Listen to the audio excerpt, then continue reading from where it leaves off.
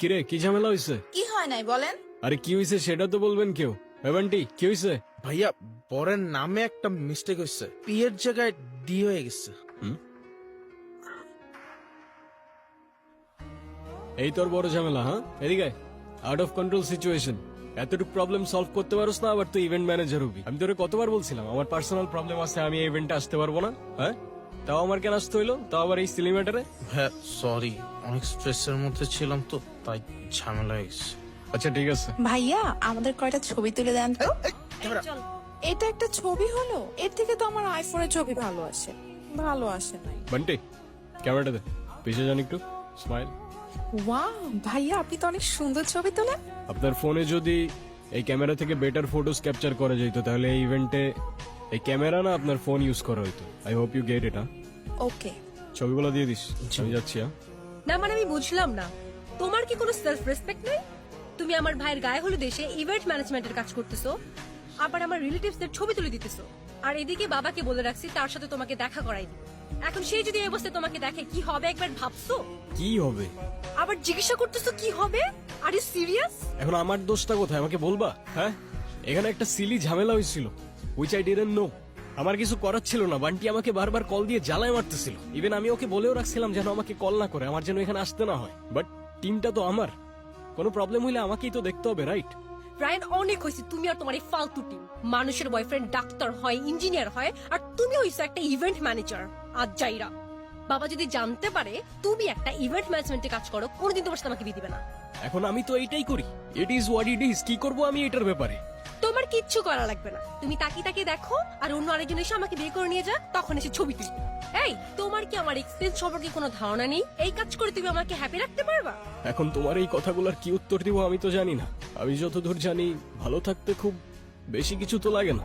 পকেটে 2 বেলার খাবার, বাসা ভাড়ার খরচটা, আর পাশে ভালোবাসার মানুষটা থাকলেই তো এনাফ হবার কথা না? এই তোমার এসব ইনস্টাগ্রামের রিলসের ডায়লগ আমাকে শোনায় না। গত 2 বছর একই কথা বলে আসতেছে। বাবা অলরেডি আমার জন্য একটা ছেলে ঠিক করে রাখছে, আর তার বাবা অনেক rich. As soon as possible তুমি যদি ভালো একটা জব আর বিজনেস না করতে পারো, আমার কোনো কিছু করা থাকবে না। বাবার পছন্দ করা ছেলেকে আমি বিয়ে করে ফেলবো। আরে আমাকে একটু টাইম তো দাও না, মাত্রই তো বিজনেসটা স্টার্ট করলাম, একটু ওয়েট করো। এরপর যদি ভালো কোনো রেজাল্ট না আসে, দরকার হয় আমি প্রফেশন সুইচ করে ফেলবো, আই প্রমিস। বিজনেস?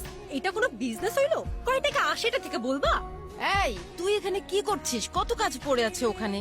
এই তো মা আসছি, তুমি যাও। আন্টি আসসালামু আলাইকুম। ওয়ালাইকুম সালাম। মায়ের সাথে যোগাযোগ করছস? না। কাউকে পাঠিয়ে মায়াকে একটু আনার ব্যবস্থা কর না মা, প্লিজ। ওকে দেখতেছি আমি কি করা যায়। আচ্ছা আচ্ছা শুনো, তোমাকে না বলছিলাম এর আগের বার আমার একটা বোন আছে? হ্যাঁ ওই তোমাদের ফ্যামিলি থেকে আলাদা থাকে যে। হ্যাঁ, ওকে কালকে হোস্টেল থেকে নিয়ে এখানে নিয়ে আসবে। এমনিতেও বাসার কেউ ওকে পছন্দ করে না, আমিও করি না, কিন্তু মায়ের ফেভারিট চাইল্ড তো, তাই ওকে বিয়েতে আনতেই হবে।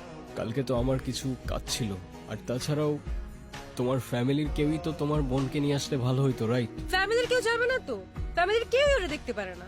দেখতে পারে না মানে? ঠিক বুঝতে পারলে না তো? ওর ব্যাপারে যত কম বুঝবা ততই তোমার জন্য ভালো।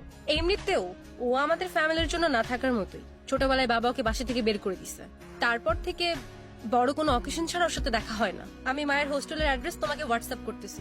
আর শুনো, ওরে কি দিয়ে আনতে যাবা? কেন? বাইক? খবরদার এই বাইক নিয়ে যদি আনতে গেছো, ফার্স্ট ইমপ্রেশন বলো একটা কথা আছে। কতবার বলছি একটা গাড়ি কিনো, একটা গাড়ি কিনো। এখন আমি গাড়ি কেনার জন্য এত টাকা কোথায় পাবো? বাইকটাই তো বন্ধুর থেকে ধার নিয়ে চলতেছি। এত কিচ্ছু আমি জানি না, তুমি ওকে গাড়ি দিয়ে আনতে যাবা ব্যাস। আচ্ছা ঠিক আছে, আমি একটা উবার নিয়ে চলে যাব। উবার? তুমি নিজে ড্রাইভ করে যাবা? ও যদি জানতে পারে তুমি উবার নিয়ে গেছো, আমার মান সম্মান থাকবে? এখন উবার ছাড়া আমি গাড়ি কোথায় পাবো? কোথায় বাবা মানে? ম্যানেজ করো। উফ, কেন যে আমি তোমার ভালোবাসতে গেছিলাম? বাবার পছন্দ করা ছেলের বিয়ে করলেই ভালো হইতো। বাবা হ্যাঁ দোষ, হ্যাঁ কিরে, কি অবস্থা তোর এখন? ওই যে দেখে গেছিলি তেমনই আছি রে ভাই। তুই আমার পুত্র বন্ধু, সে কল দিয়ে খোঁজ নিবি। বাকিরা শুধু দরকার হইলে শুভকে ফোন দেয়। দুনিয়াটাই এমন দোস্ত, সবাই স্বার্থপর। আচ্ছা বাই দ্য ওয়ে, তোর বাইকটা নাকি সেল করে দিছস? হ্যাঁ, বাবাই জোর করে সেল করে দিছে। বাবা বলেছে এখন থেকে তার গাড়ি ইউজ করি। আচ্ছা তোর পাপার আই মিন আঙ্কেলের গাড়ির থেকে মনে পড়লো, গাড়িটা আমার একটু লাগতো বুঝলি, খুব আর্জেন্ট। ও আচ্ছা, এই কাহিনী। গাড়ি লাগবে দেখে এখন আমাকে ফোন দিছস? এখন গাড়ি দেওয়া যাবে না, বাবা রাগ করবে। ও আচ্ছা, আমি স্বার্থপরের মতো কাজ করছি না? আর তুই যে 25,000 টাকা নিয়ে 2 দিন পর দিবি বলে 2 মাস চলে গেছে, যে গার্লফ্রেন্ডের পেছনে টাকাটা ভাঙছস সেই গার্লফ্রেন্ডটাও চলে গেছে। হ্যাঁ, আমি কিছু বলছি? বড় বড় কথা বলতে আসছে। আচ্ছা সরি দোষ, কিছু মনে করিস না। নিস তুই, বাবা তো গ্রামের বাড়ি গেছে, তুই কালকে না হলে পরশু দিন ফেরত দিয়ে দিস। তাইলে কোনো প্রবলেম হবে না দোস্ত। ডান।